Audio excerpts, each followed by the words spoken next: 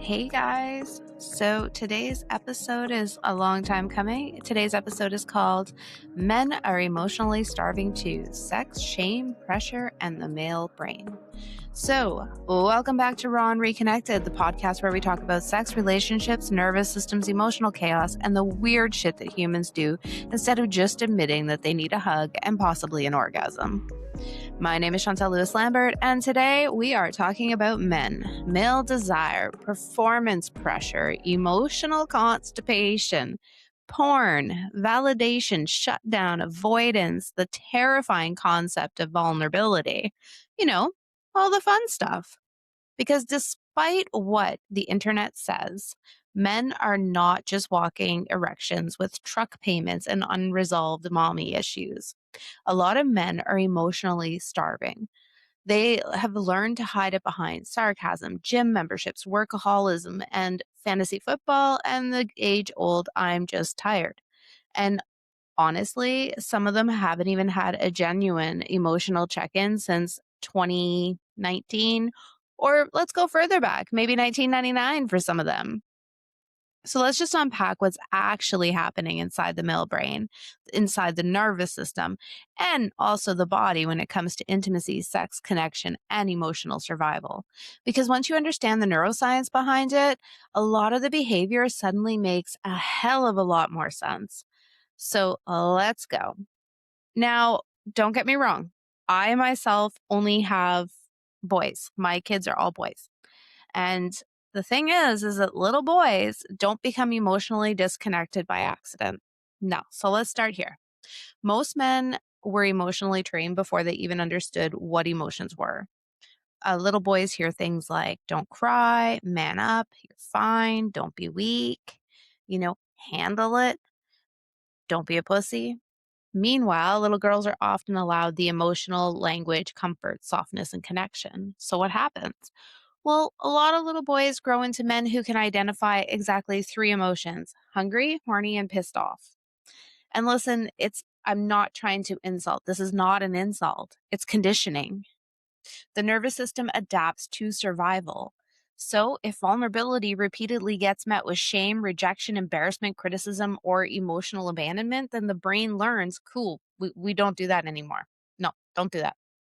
So, men often become adults who feel deeply, but don't know how to process, express, or regulate what is happening internally, which is why some men literally say, I don't know what's wrong. I don't know, while simultaneously reorganizing the garage at 11 p.m. in the complete emotional collapse. And if you're listening right now and you're laughing because you know somebody like this or you are that person, then I need you to ask yourself, what emotions were you taught were unsafe growing up? And how are they still showing up in your relationships today? So, men don't just want sex, they want relief. So let's just piss off the internet for a second because I'm getting really good at it.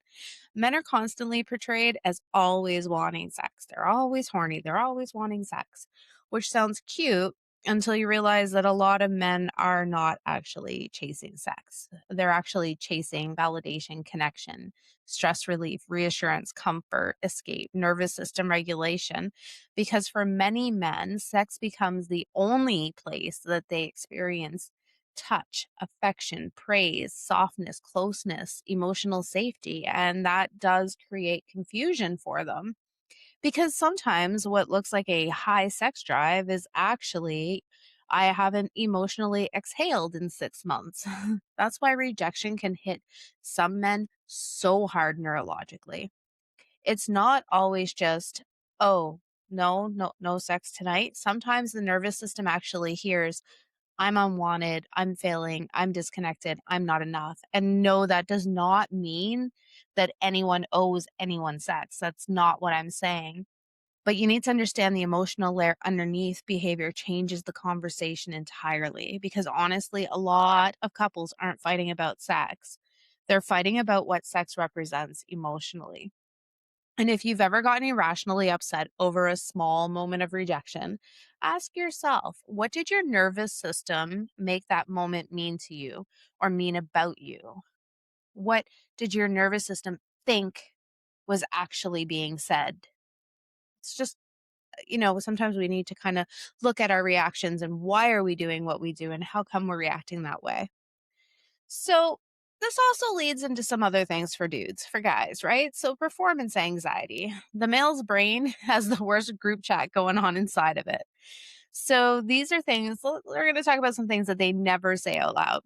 So, performance anxiety, because despite the confident act, a shocking number of men are internally spiraling during sex. And I mean spiraling.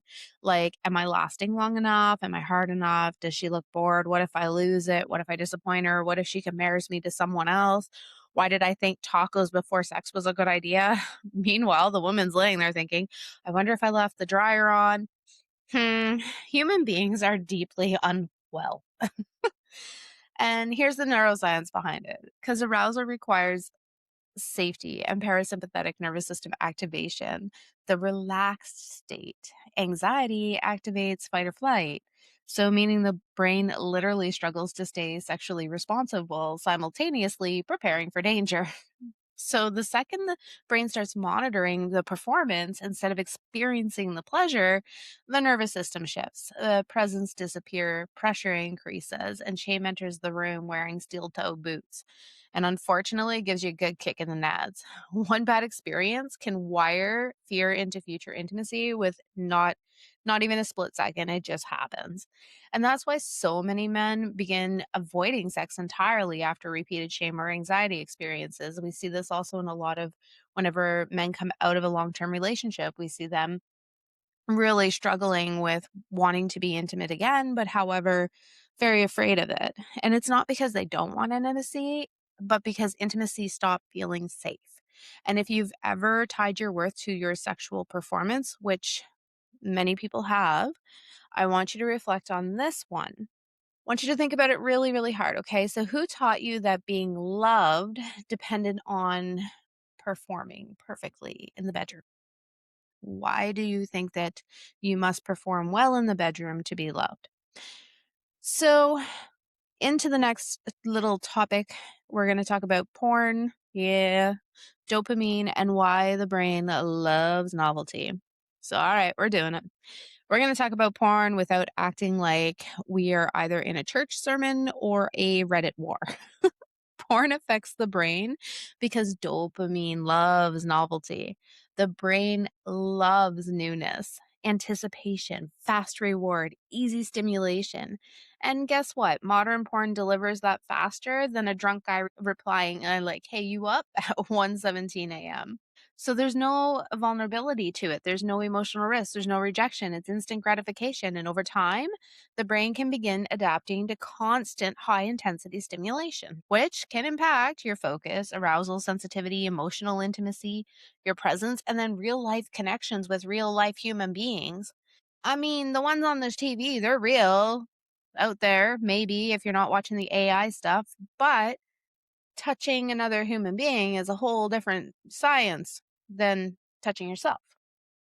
So, again, this is neuroscience. This is not morality, okay? Because for some men, porn slowly becomes less about pleasure and more about the nervous system escape, right? Stress, watch porn. You lonely? Watch some porn. Did you get rejected? Hey, look, porn. It won't reject you as long as you have a credit card or you go to Pornhub or whatever other one you want to go to. Emotionally disconnected? Guess what? Porn. The brain starts building a shortcut around vulnerability. And the problem is, real intimacy is slower, it's messier, it's awkward sometimes, it's emotionally exposing, it's human. And you can't skip emotional presence and expect deep connection. And honestly, some people know more about their favorite porn star's body than their own partner's emotional needs or their own body. That's dark, but it's true. So ask yourself, where in your life are you choosing stimulation over connection? And you know what? Men are exhausted and it matters. Okay. A lot of men are chronically stressed and emotionally drained. They're emotionally exhausted. There's financial pressure, relationship pressure. Look at the world we live in right now. We're apparently technically in a recession. Like this is real world. This is shit. This sucks. It's pressure. There's work pressure, the pressure to succeed, to provide, to perform, to stay emotionally controlled, stay desirable, stay useful. If you have an opinion, don't tell anyone because it could get you in trouble. And the nervous system was never designed to live under constant pressure without consequences.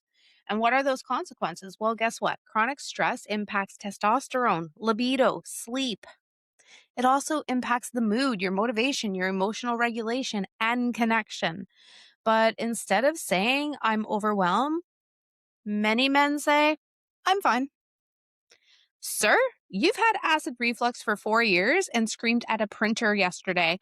I saw you throw a screwdriver and kick the wall. You are not fine. And this emotional suppression catches up eventually. And sometimes it catches up as anger. Sometimes it's shutdown. Sometimes it's low libido, emotional numbness. Sometimes it's actually an increased libido. And sometimes it comes across as, well, cheating, addiction, avoidance, depression.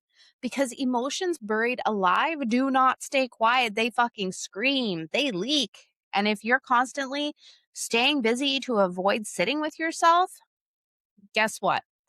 You got some problems. And then you need to ask yourself honestly, what are you afraid might come up if you slowed down? What are you afraid to confront? What are you afraid to actually look at inside of you? Right? Okay. So, and this part society really still struggles with. And it's interesting because, we're out there, there's a lot of movements happening. People are, you know, trying to gain equality, and yet society struggles with this one. Men need emotional safety too. Not just sex, not just praise, not just performance validation. They need actual emotional safety. And they need the ability to be seen, accepted, vulnerable, held emotionally, reassured, and wanted without having to constantly prove themselves. Because a lot of men secretly feel loved only when they're useful. And that tends to create a very deep loneliness, especially in long term relationships, because eventually the armor gets heavy. Eventually the armor gets rusty. And underneath many emotionally guarded men is simply someone that is absolutely terrified that vulnerability will make them unlovable. So if you're listening to this episode today, whether you're a man, love a man, are frustrated with a man, or are the emotionally unavailable man that everyone keeps sending Instagram therapy reels to, remember this. Understanding behavior is not excusing behavior, but awareness will help to create change. And shame keeps people stuck. Just awareness creates change, and shame keeps people stuck. So, many men actually, I've had this chat with a lot of guys, and, they will indicate that, sometimes sex life is just pretty boring, or they just can't seem to really feel connected. So here's four things that can actually improve male intimacy and sex. Number one, regulate your gosh darn nervous system. You cannot build deep intimacy while running on stress, caffeine, porn, emotional suppression, and 4 hours of sleep. That is not masculine energy. That is survival mode with Wi Fi. Okay. So you need sleep. You need movement. You need exercise. You need breathing. You need to focus that breathing, not just know that you're alive, but actually focus it, feel it. You need stillness. You need to take a minute. You need to take a breath. You need emotional awareness that you can actually look internally and see, why are you upset? Take a second and try to figure that out, because a regulated nervous system changes everything sexually, not only for males, for females, for any gender, anybody, for anything. A regulated nervous system changes everything for the better sexually. And then, maybe stop using sex as your only source of connection. If the only time you emotionally open up is during sex, then your partner eventually feels pressure instead of intimacy. Build connection outside of the bedroom too. Talk, laugh. This is one that I really try to impart on people. Touch casually. Every touch does not have to be a sexual touch. Try just feeling the touch, enjoying the touch, the warmth, the pressure. Be emotionally present without expecting it to lead somewhere. Because you know what? foreplay starts way before the clothes come off. Way before. Then number 3, reduced overstimulation. That's right. Reduce overstimulation. Your brain needs balance. Constant dopamine flooding in there actually kills presence. It kills being present in the moment. So silence does help. Slowness does help. Real connection helps. Your nervous system is not supposed to function like a Vegas casino. And last but not least, number 4, there is a ton of other things. There's grounding rituals. There's so much out there that we could talk about. We're just doing these 4 today. So number 4, practice presence instead of performance. So sex is not an Olympic event. Nobody's handing out gold medals for the most aggressive thrusting while emotionally disassociating, okay? The best intimacy actually happens through playfulness, presence, curiosity, connection, safety, not pressure. And on that note, if this episode hit something inside of you, good. If I pissed you off, I'm sorry. Maybe. I don't know. Possibly. However, if it hit something inside of you that you totally addressed and you're like, yeah, actually, I kind of feel that, or someone and you can relate this episode to them, that means that we touched on something real, because men are not emotionalists. Sorry, I have a tongue ring. Sometimes my words don't fully go out there. Men are not emotionalists. Many were simply trained to survive by disconnecting from themselves. Okay, but survival and connection are not the same thing. And healing begins the moment people stop asking, what's wrong with me? And then they start asking, what happened to me? And what patterns is my nervous system still carrying? Because that nervous system and those patterns, I've said it before and I'll say it again, sometimes, you know what? We will stay with familiarity, even if the patterns aren't working for us. They're not doing good things for us. We will stick with familiarity before we will go for something outside of that, because outside of that is scary. So let's try to change those patterns. Let's try to sometimes face the scary. And on that note, thank you for hanging out with me for another episode of Raw and Reconnected. So our next episode, oh boy, we're going to dive into long-term relationships, why passion fades, why couples stop touching each other, and do they even like each other anymore? Yeah, we're going to talk about that. Then we're also going to talk about how to rebuild that chemistry without forcing fake intimacy, or, what I hear a lot of clients come in and say, well, they told me to just do it. The more you do it, the more you'll like it. Because I'll tell you something, the more I do the dishes, I'm not enjoying them more. Nope. Because honestly, some of you are going to need to hear that episode with your partner sitting beside you. Maybe. I would think about it. So anyway, this is Raw and Reconnected. No shame, no bullshit, just truth, transformation, nervous systems, and the messy, messy magic of being human. Thank you.